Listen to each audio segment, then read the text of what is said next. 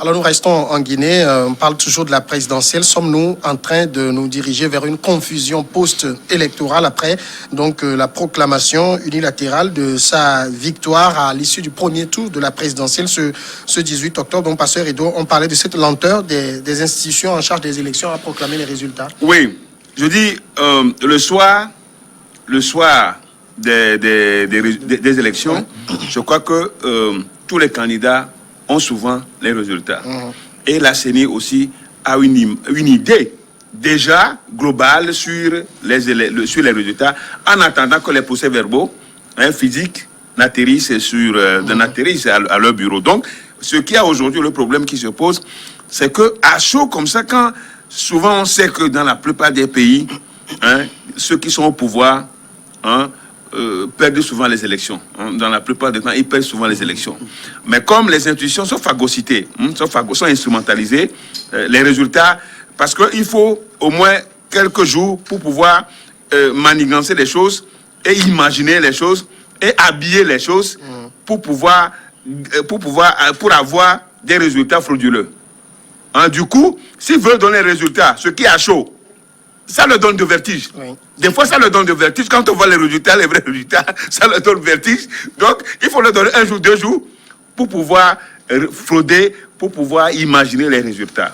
Et c'est pourquoi on se donne, constitutionnellement, on se donne ces 112 heures pour permettre aux gens de la CENI de faire des magouilles. Sinon, le même jour, les résultats sont connus. Et au Togo, la dernière fois, je crois que juste après la proclamation des résultats par Agbéomé, c'est ça, non? Par Agbéomé, mais on a vu la CENI. Oui. La CENI s'est précipitée, mais comment les procès-verbaux sont arrivés comme ça? Tous les procès-verbaux sont arrivés. Des résultats provisoires. Sont arrivés comme ça, alors que c'est prévu sur 12 heures. On a vu dans 24 heures qui ont suivi le lundi, juste, on a vu au Togo arriver. Au moins. Tu me dis qu'ils avaient la possibilité de publier les résultats dans les 24 heures qui suivent. Alors, 72 heures, c'est au plus. Au plus. Ce qui s'est passé au niveau de la Guinée, c'est. En tout cas, on a déjà vu des heurts à Conakry et dans plusieurs villes du pays, parce que les partisans de Cellou Dalein Diallo sont descendus massivement dans les rues pour manifester. On est en train de se diriger vers une crise post-électorale. Non, mais bien sûr, c'est clair. Et il fallait éviter. Cette crise est créée pour le moment artificiellement par Cellou Dalein Diallo. Tout le monde sait au départ que Alpha Condé a faussé les jeux, mais Cellou Dalein Diallo est venu en rajouter. C'est ce qui se passe en Guinée actuellement.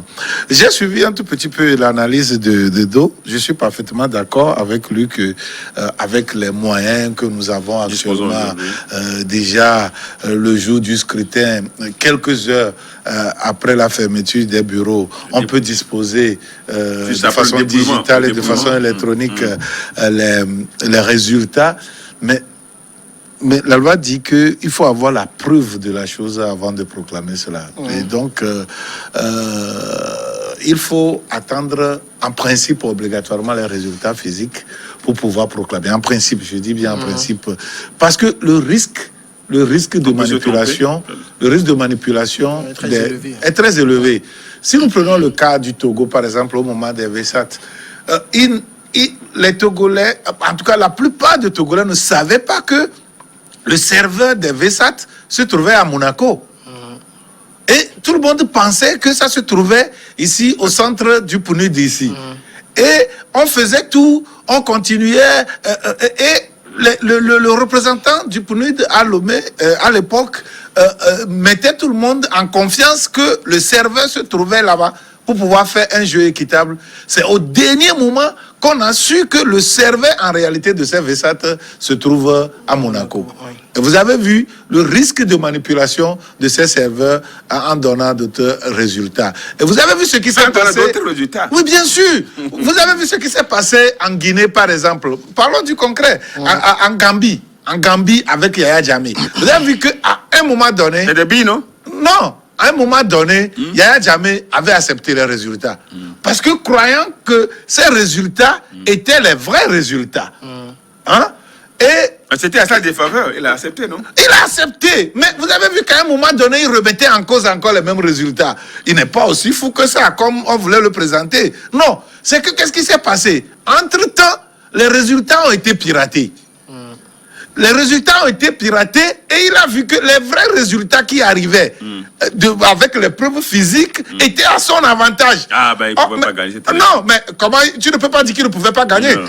Non. Ça, c'est ce que toi tu penses. Mais les résultats physiques lui donnaient vainqueur. Et c'est pour cela qu'il voulait remettre les choses en cause. C'est la même chose qui a failli se passer au Togo. Oui. Avec l'arrivée de ces Américains, avec un groupe qui ne voulait pas se déclarer officiellement, arrivé au Togo, a déclaré son hébergement dans un hôtel, se retrouve carrément dans un autre hôtel très proche de la CENI, avec des matériels de pointe et avec des logiciels pouvant servir à pirater les résultats. C'était quelque chose de matériel. Et les ordinateurs ont été arrêtés, saisis, et ça se trouve aujourd'hui à la disposition des autorités togolaises qu'on peut faire, on peut faire prouver. Et donc, c'est pour dire, si vous n'avez rien à vous reprocher, vous n'allez pas déclarer être hébergé dans un hôtel et se retrouver dans un autre hôtel, des appareils que vous n'avez jamais et une mission qui n'a jamais été officielle, mais qui voulait s'intéresser aux élections. Oui. Donc c'est pour dire quoi? C'est pour dire que il y a ce risque. D'ailleurs, si nous laissons l'Afrique de côté, les États-Unis, avec leur technologie de pointe, se plaignent que les Russes sont venus pirater leurs résultats. Interférence dans les résultats. Ah oui. D'accord, pasteur. Et donc ça veut dire que c'est quelque chose de réel. Alors, si Samuel, oui. Si les élections sont bien organisées en Afrique, sont bien organisées au Togo, on n'a pas besoin de pirater les résultats. Ah, pourquoi tu dis ça? Pour que les vrais gagnants gagnent. On n'a pas besoin de ça. On n'en a pas besoin. Mais je rappelle que celui qui tente de pirater, c'est l'opposition. Hein, c'est ça, c'est pas le pouvoir. Oui, mais vous avez... c'est ce qu'on nous a dit. C'est ce qu'on nous a dit. C'est ce qu'on nous a dit. On sait, c'est ce qu'on nous a dit. On nous a dit que l'opposition est en train de pirater. Vous avez quel preuve? On dit on a les ordinateurs. On a nos amis de NDI ont été appréhendés et puis ont été retournés. On les a retournés. Oui. Bon, tout ça là, oui. Bon, mais tu ne veux pas croire. Mais c'est quelque chose de matériel. C'était ça. Bon, ok, on laisse le Togo. C'est quelque chose de matériel. Le Togo de côté. Bon, pour la Guinée. Prends les États-Unis. La confusion est déjà née. La confusion est déjà née. Alors, ma question, c'était de savoir, et si d'aventure, la CENI déclare Cellou Dalein Diallo perdant? Ah oui, ben. La confusion va se perpétuer. Enfin, va augmenter. Ça va croître, la confusion. Et la Guinée est partie encore. Mais le peuple guinéen, vraiment... On signale déjà des morts. Hein. Mais j'ai pitié pour ce peuple. Je l'avais déjà dit ici sur le plateau, que ce peuple est en train de payer le prix pour sa liberté. Les peuples d'Afrique sont en constante recherche de liberté, veulent vivre leur liberté. Mais malheureusement que des individus mal intentionnés confisquent cette liberté-là et sont à la tête de nos pays. Comme ça, sont à la tête de nos pays, comme ça. Et c'est dommage. Là, la confusion est née. Elle va s'accentuer si la CENI proclamait Alpha Condé gagnant. Mais j'ai vu l'agitation aussi de nos amis, les proches d'Alpha Condé. J'ai vu leur agitation. Cette agitation-là, ça me laisse un peu pantoise. C'est comme si ils se reprochent aussi, eux, de quelque chose par rapport à leur agitation. On les a écoutés. Et déjà, on menace déjà. Moi, je suis en train de voir Cellou Dalein Diallo en prison déjà, à cette allure. On l'a menacé de poursuites judiciaires. On l'a menacé, c'est comme ça. Bon, c'est quand même Cellou Dalein Diallo, le mettre en prison. C'est-à-dire... Ça va être un peu compliqué. C'est-à-dire, Samuel... Mais pourquoi? Samuel, ceux qui font du mal en Afrique, ceux qui font du mal aux peuples africains, ne vont jamais en prison. On met les innocents, c'est les innocents qu'on menace. C'est les innocents qu'on tente de poursuivre en Afrique. Bon, ils sont là. Innocents, vous dites, mais est-ce que Cellou Dalein Diallo a fait? C'est pas la liberté aussi, c'est le respect des institutions de la République. Je ne suis pas d'accord. Donc, quand on va les institutions, Samuel, que ceux qui sont au pouvoir respectent les tests. Ne respectent pas les tests. Il faut plutôt... Quand on va à une élection, c'est qu'on a accepté les règles du jeu. Oui, c'est qu'on a accepté les règles du jeu. Et si tu en veux... Guinée, il était clair pour tout le monde que seule la CENI était habilitée. Oui, c'est de ça que nous parlons ici. Oui, s'il y avait un code... Est-ce qu'il y avait un code de... Mais bien sûr, il doit y en avoir. Il doit y en avoir. Auquel les gens... Même s'il n'y a pas de code, il y a des lois. Il y a des lois de la République. On n'a pas besoin de codes pour en rajouter. Les codes, c'est pour interpeller nos consciences. Mais il y a les lois de la République qui s'imposent à tout un chacun de nous. Et donc, que ce soit Cellou Dalein Diallo ou qui que ce soit, peut se retrouver d'un jour à l'autre en prison. Hein. Ça, il n'y a rien à dire. Vous mettez comme ça, si vous voulez vous mettre un soulèvement populaire à dos, mettez-le en prison. Vous mettez comme ça les gens en prison. Vous mettez comme ça les gens en prison. Seul Jésus a mon la terre a tremblé. Le reste, c'est de l'amusement. Mais on le met en prison innocemment. Ben, je ne dis pas qu'on les met en prison parce que ils ont fait quelque chose. Mais nous sommes en politique. Il faut savoir jouer le jeu. C'est Alpha Condé qui te met en prison. C'est Alpha Condé qui te met en prison. Oui, mais va mettre Alpha Condé en prison. Si tu as les instruments de la République pour le faire, va mettre Alpha Condé en prison. Mais dans ce cas, il ne faut pas prêter flanc à ces dirigeants pour vous mettre en prison. On peut bien jouer le jeu. On peut vraiment jouer le jeu de façon subtile et être habillé, de manière habillé cela. Mais quand vous-même vous prêtez le flanc, je ne vois pas pourquoi on va se plaindre de votre sort. Donc, ce que je dis, c'est que quand on va à une élection, on accepte les règles. Il faut jouer le jeu jusqu'au bout. Ou vous n'allez pas.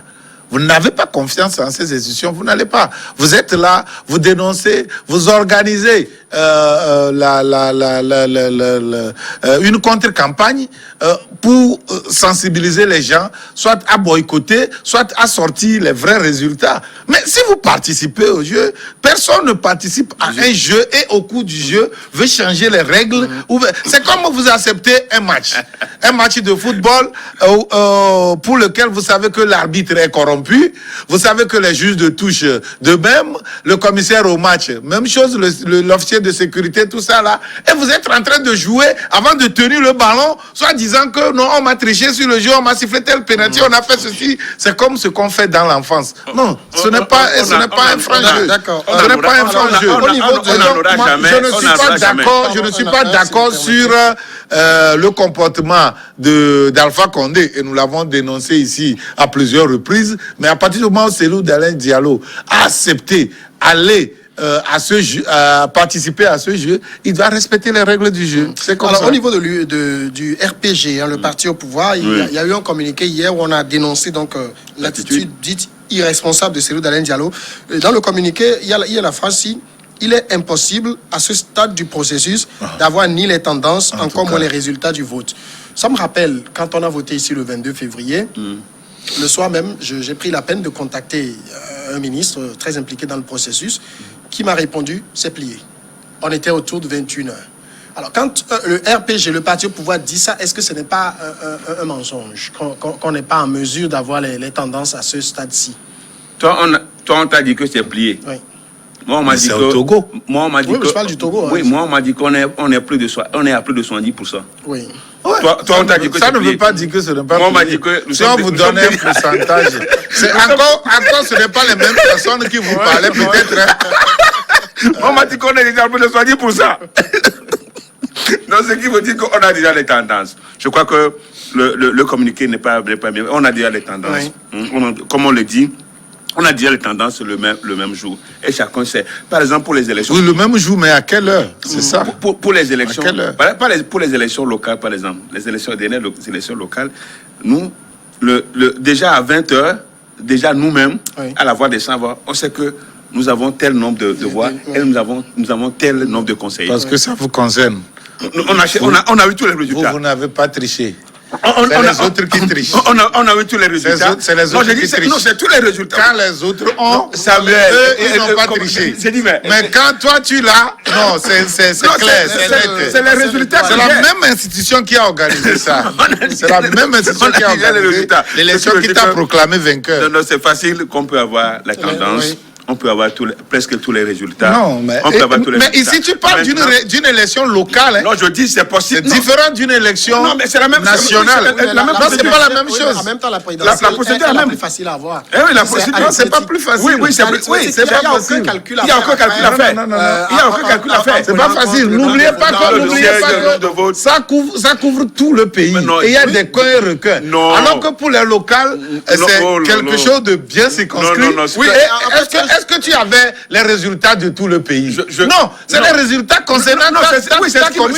C'est facile. Oui, c'est facile. C'est ce qui me concerne et ce qui concerne un candidat de Lomé jusqu'à Sinkasse, il va l'avoir aussi. Non. Ça, nous sommes tous d'accord. Non. Parce qu'aujourd'hui, après le dépouillement et les résultats affichés, aucun candidat ne pourra être sans avoir les résultats de tous les bureaux de vote. S'il est organisé, non, pas automatiquement. Attends, par exemple, tu parles comme tous les coins et recoins sont désenclavés.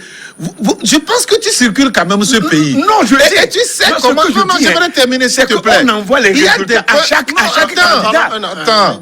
Il y a des coins vraiment bien reculés. Oui. Et ces coins doivent convoyer les résultats au chef-lieu de la préfecture pour pouvoir faire quoi là. C'est vrai que maintenant... On n'a pas besoin de convoyer encore les résultats affichés. Il faut envoyer au candidat d'abord. Non, on a besoin. On a besoin, tu sais pourquoi? C'est facile de te donner un faux résultat alors que ce n'est pas cela qui se trouve sur le PV physique. C'est facile de te donner. Ce qui est affiché, je dis. C'est facile, oui. Il suffit d'un militant qui dit, c'est ce qui. Ou bien aujourd'hui on peut photocopier par l'Android. Oui, prendre une photo, c'est oui, attends, vous avez dit ici tout de suite que les gens devaient avoir des téléphones, mais ils l'ont pas eu. Ça veut dire que ce n'est pas systématiquement impliqué ces moyens électroniques pour le moment. Hein? Oui, quand on parle de quelque chose. Par contre, si nous prenons une circonscription de Lomé, même à moto, on peut circuler tous les centres. Oui. À voiture, on peut collectionner dans moins de 3 heures, on peut collectionner tous les résultats. C'est pour ça que je dis que si c'est quelque chose de local, c'est différent de national où il y a des coins reculés qu'on doit comptabiliser. Des points reculés, qu'on doit comptabiliser. En même temps, on n'a pas besoin d'avoir peut-être les 100% des résultats. Mais voilà. Avoir tendance. Oui, avoir une tendance. 15-80%. Oui, bien sûr. On peut avoir une tendance. C'est ça. Donc ça veut dire que toutes les grandes villes ont été recensés et on sait que vraiment s'il y a un changement, ce serait mineur, ça ne serait pas majeur. Voilà, c'est ça. Donc ce qui se passe aujourd'hui, je crois quand même que un responsable politique dit parler comme ça au lendemain. Au lendemain d'une élection, je crois quand même que c'est un aveu d'échec. Pour ce monsieur-là, pour moi, c'est un aveu d'échec parce qu'il sait que les choses ne sont pas à leur faveur, mais il est en train de magouiller, de maquiller un peu ses propos. Non, ça peut être une simple prudence. Vous savez, vous pouvez poser une question comme cela à un homme politique. Il sait que vous êtes journaliste. Il ne veut pas donner une tendance pour que vous veniez exploiter cela, pour qu'on dise que c'est lui qui a fait. Et par prudence, il dit que le jeu continue. Ça, c'est autre chose. Ça ne veut pas dire qu'obligatoirement, il est en train de manipuler quelque chose. Non, par prudence politique, il peut donner cette réponse diplomatique pour s'en laver les mains. Pour que demain, vous ne lui mettiez pas ce chapeau que c'est lui qui a donné ceci. Mais pour moi, ça manque d'honnêteté et de sincérité. Ça dépend de ce qu'il a joué dedans comme rôle d'organisateur. Encore faudrait-il que, à cette étape, la loi lui confère le pouvoir de proclamer les choses. Il faut toujours suivre les choses avec tact et diplomatie. Vous savez, si la preuve, vous voyez ce que Cellou Diallo a fait. Les gens se sont mis dans la rue. Vous voyez ce que ça peut donner avec les heures et autres. Demain, quand on va proclamer Alpha Condé vainqueur, vous voyez ce que ça va prendre comme quoi là. Donc, il faut être quand même responsable. Il faut toujours regarder l'intérêt de ce peuple qu'on est en train de défendre. Et savoir poser des actes qui peuvent être utiles et qui peuvent être porteurs de résultats probants. Quand tu sais pertinemment que ta proclamation à toi ne peut rien changer d'une réalité que vous vivez. Pourquoi tu veux mettre tes partisans en danger de façon à ce qu'on fasse des décomptes macabres pour qu'on dise que non, c'est ce régime qui est mauvais, ce régime qui est ceci. Ça va changer quoi? Pour moi, ça ne changera pas grand-chose. On a vu l'exemple au Ghana où Nana Akufo-Addo, l'autre élection, pas celle qu'il a proclamée vainqueur, l'autre, il a démontré que le gars a été triché. Sur tous les plans, il a été triché. Et il a eu des résultats, surtout dans la Volta Region, où des Togolais étaient venus massivement voter là-bas.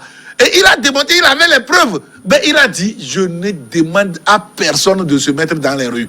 Je vais saisir la Cour constitutionnelle, je vais mener des démarches officielles et en 4 ans, si on me donne perdant, en 4 ans, je reviendrai. In 4 years, I will be back. C'est comme ça, une attitude responsable d'un leader. La proclamation des résultats, enfin, par Cellou Dalein Diallo, en quoi cela devrait constituer des heures? Est-ce que les gens sont sortis pour casser? Est-ce que les gens sont sortis pour casser? Par exemple, Cellou Dalein Diallo a réagi hier. Oui. Il disait que alors que des jeunes célébraient pacifiquement ma victoire à Conakry, Oui. les FDS Oui. ont tiré dans la foule, Oui. entraînant la mort de 3 jeunes garçons et plusieurs blessés. Est-ce que sa proclamation-là, les gens qui sont sortis se réjouissent? Ils ne sont pas allés quand même s'en prendre aux choses. Ils ne sont pas allés vandaliser. Ils se réjouissent. Bon, on pouvait les laisser. On pouvait laisser ces gens-là se réjouir. Surtout qu'ils ne font rien de mal. Ils se réjouissent. Bon, on pouvait les laisser. Je suis parfaitement d'accord. On pouvait les laisser. Mais pourquoi tirer? On n'a pas besoin pour encadrer une manifestation d'utiliser des armes. Oui, les gens se réjouissent. Il y a pas une manifestation. Les moyens conventionnels, les moyens conventionnels d'encadrement des manifestations. Oui. On n'a pas besoin de tirer à balles réelles. Ils ne sont pas à la guerre. Les gens se réjouissent. Ce n'est pas la guerre. De la victoire. Ils peuvent se réjouir de tôt. Et après, demain, pleurer parce que ce n'est pas leur candidat Oui. qui Mais est c'est le proclamé. fait que les forces de Mais sécurité se lever, tirer sur eux, c'est inadmissible. C'est comme si C'est inadmissible. en Guinée, on a la main facile sur la gâchette. Oh non, ça c'est clair. On tire sur les Avec citoyens. la scène du tristement célèbre stade du 28 septembre. En Ouais. même temps, ça montre que si ce que dit Cellou Dalein Diallo se confirme, que vraiment on a tiré sur ces jeunes, ça montre que le pouvoir va Aux répondre abois. durement. Oui, le pouvoir veut maîtriser les choses avec La main forte. une main gantée de fer. Mais ce n'est pas la meilleure solution. Oui. Ce n'est pas la meilleure solution. On n'a pas besoin de tirer sur Oui, les gens. laissez Vous ces savez, jeunes-là. quel que soit l'erreur que Alpha Condé pouvait Cellou Dalein Diallo pouvait commettre en appelant à sa victoire ou à ce que ces manifestants sortent pour faire quoi là. On n'a pas besoin de tirer sur eux. On peut les contenir. Oui. Il y a tous les moyens conventionnels pour contenir une manifestation. On peut le faire sans tuer. Oui. On peut le faire sans tuer.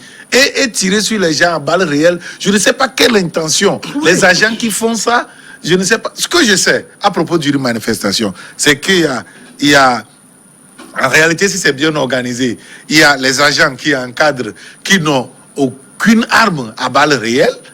Qui ont des codes de lettres, qui coordonnent avec, à la limite, il y a une seconde.